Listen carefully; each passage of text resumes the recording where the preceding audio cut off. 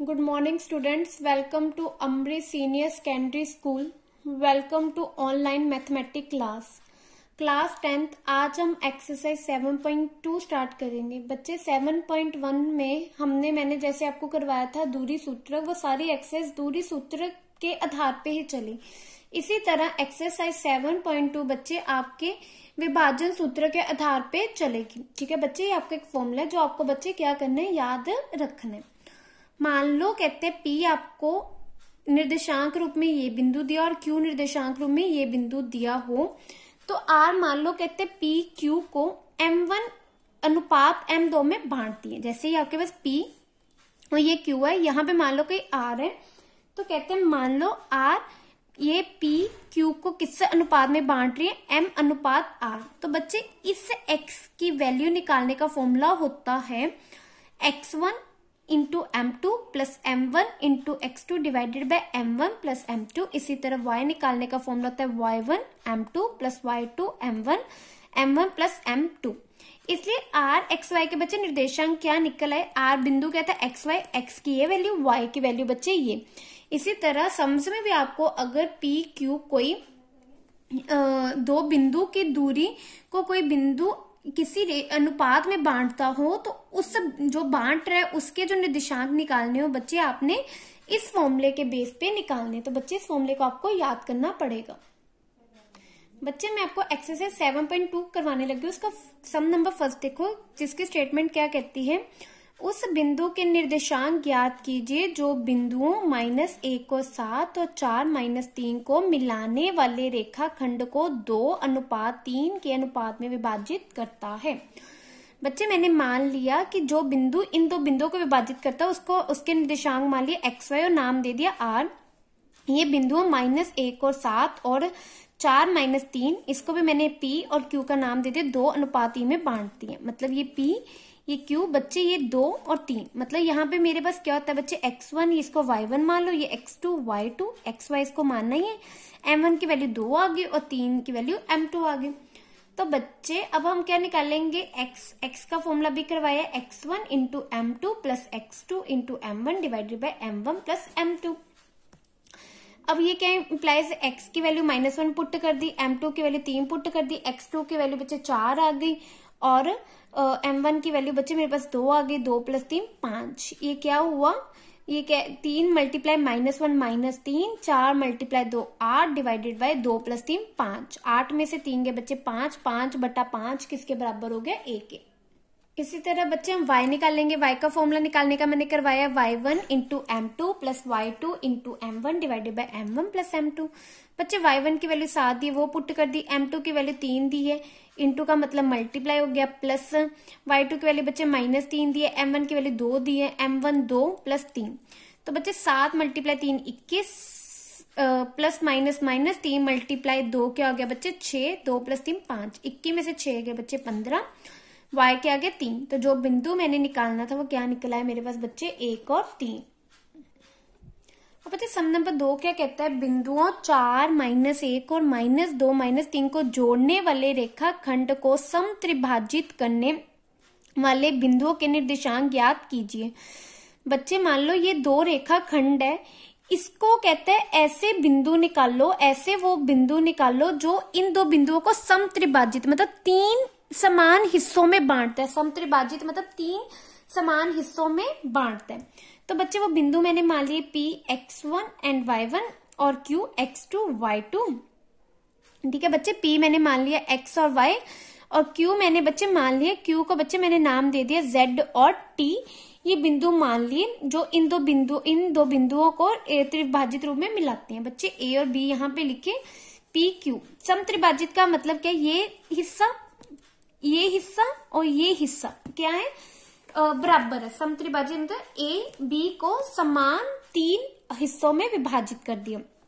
ठीक है बच्चे, अब ये देखो ये जो P बिंदु है, ये सिर्फ इस बिंदु को देखो बच्चे, पूरी रेखा को अगर ये एक हिस्सा, ये दूसरा हिस्सा समान है, तीसरा हिस्सा है, मतलब इसका मतलब ये P बिंदु AB को किस अनुपात में बांट रही है, 1 और किस 2, क्योंकि 1 + 2 ठीक है, 2 इसमें विभाजित कर रही है। और बच्चे इस केस में मेरे पास ये मेरा m1 हो गया, ये मेरा m2 हो गया। ठीक है बच्चे, इसलिए बच्चे विभाजन सूत्र द्वारा p के निर्देशांक x y क्या निकल आएंगे, x1 m2 plus x2 m1 m1 plus m2 m1 y2 plus m2 y1 m1 plus m2। बच्चे x1 की वैल्यू सिंपल पुट कर दी, m2 की 2 है, x2 की -2 है, m1 की 1 है, 2 प्लस 1। इसी तरह m1 की वैल्यू 1, m2 की -3 प्लस m2 की 2, y1 की -1, 2 plus 1। 4 multiply 2 8 plus minus minus 2 multiply 1 2, 2 plus 1 3, -1 multiply 3 -1, 2 multiply -1 -2 divided by 3। 8 में से 2 गए 6, 6 डिवाइडेड बाय 3, 3 और 2 दोनों माइनस के प्लस होंगे, साथ में आ जाएगा -5/3। ये क्या निकल आया, ये एक बिंदु निकल आया जो AB को बांटने वाले समत्रिभाजित बांटने वाले में से एक बिंदु मेरे पास निकला। इसी तरह से बच्चे अब हमने एक बिंदु निकाल लिया, दूसरा बिंदु निकाल लिया। मेरे पास बच्चे ऐसे बन रहा था ना, P और Q AB को 3 समान हिस्सों में विभाजित करें। अब बच्चे ये देखो, जो Q बिंदु है ये AB को किस अनुपात में विभाजित कर रहा है, किस अनुपात में विभाजित कर रहा है Q बिंदु बच्चे AB को 1 + 1 2 और 1, मतलब ये ऐसे देखना, इतना हिस्सा 2 हिस्से, ये 1, मतलब ये Q, ये P को बच्चे भूल जाओ, ये किस हिस्से में विभाजित कर रहा है, 2 और 1 में विभाजित कर रहा है। बच्चे फिर वही दूरी सूत्र का, विभाजन सूत्र का मैंने सिंपल यहाँ पे बच्चे फॉर्मूला लिखा, सिंपल यहाँ पे वैल्यूज पुट की। बच्चे कैलकुलेशन सॉल्व करके मेरे पास ये वाले बिंदु आ गए। मेरे पास इस प्रकार बच्चे ये 2 बिंदु हैं जो इस ए बी को समत्रिभाजित हिस्सों में क्या कर रही है, विभाजित कर रही है। बच्चे अब हम इसका सम नंबर 4 स्टार्ट करेंगे। क्या कहते हैं, बिंदुओं -3 10 और 6 8 को जोड़ने वाले रेखाखंड बिंदु -1 6 किस अनुपात में विभाजित करते हैं। बच्चा ये बिंदु कहते हैं इन 2 बिंदुओं को जोड़ते हैं। ये 2 बिंदु है, जैसे -3 और 10 जिसको मैंने P नाम दे दिया, और ये Q बिंदु 6 और -8 R ये बिंदु है जो P और Q को जोड़ है।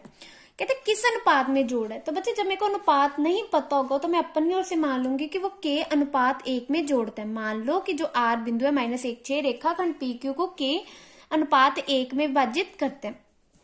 अब बच्चे दूरी, अब विभाजन सूत्र द्वारा x क्या होगा बच्चे, x1 × m2 प्लस x2 बटा m1 प्लस m2। बच्चे x1 की वैल्यू बच्चे, क्योंकि मेरे को पता है ये x1 मानते हैं, इसको y1, इसको xy और इसको x2 y2, मतलब x मेरे पास यहाँ से क्या निकला है -1, x1 मेरे पास बच्चे यहाँ से निकला है -3 इंटू m2 बच्चे मेरे पास क्या है 1 प्लस x2 बच्चे मेरे पास क्या है 6, m1 मेरे पास क्या बच्चे 6, k + 1 मतलब k + 1।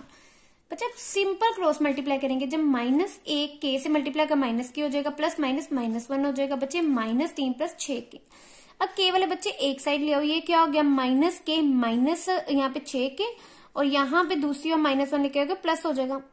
बच्चे इसके कॉफिशिएंट्स दोनों माइनस के मतलब प्लस होंगे, 6 इसके साथ कुछ नहीं होता 1, 6 + 1 7, दोनों के साथ माइनस है, माइनस आएगा, साथ में क्या आएगा 3 में से 1 है बच्चे 2, क्योंकि बड़ी रकम के साथ माइनस है, साथ में क्या आ जाएगा -2।